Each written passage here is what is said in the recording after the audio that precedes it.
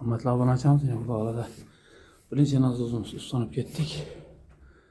Ben fadaca geldi. Haberati çıkıp üç yere bölüm giderdi. Bir habere giderdi. Bir habere giderdi. İşlerimizi görüşleriniz mümkün. Hele şey bunun üstü yukarı çıkadı. 8. etaj olduğunda Haberati birinci toçket 8. etaj ola. Bir ahırkı toçka ola. Şimdi dörlüğüne bir xili geledi. Hemen evine. Keyin tenine 150 kopumuz. Bunun da kansa Hamut bir kopumuz 1 metreden emini tranik bayerlere başka kopumuz. Onun ilacı olsa bize Y filtrden koyacak edik. Y filtre yok ekan. Shuning uchun mecbur tranik koyduk. Yani aytib o'tdik.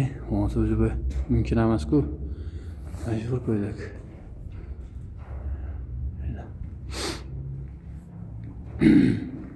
Bir de hem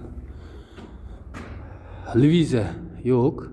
Liviza bağdan lekin pulunu alınmadı. Her biri 80 bin so'm mu 70 bin so'mdan ekan her biri. Shuning uchun tranik variant etib, ishlab tozalash uchun qo'yib ketdik buni bilan.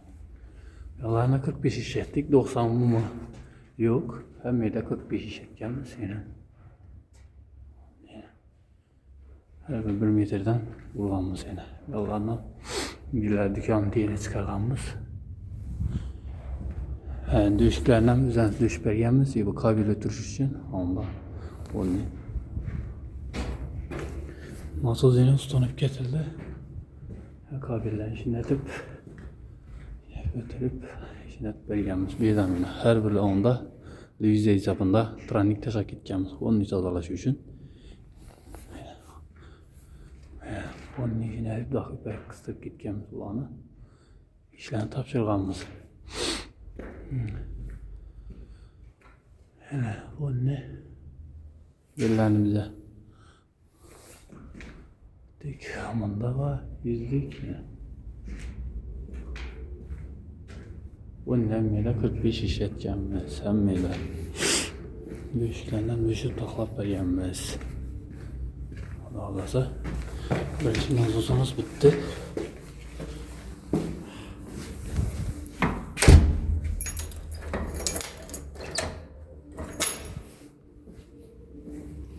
Allah'sa 400 kaldı yine.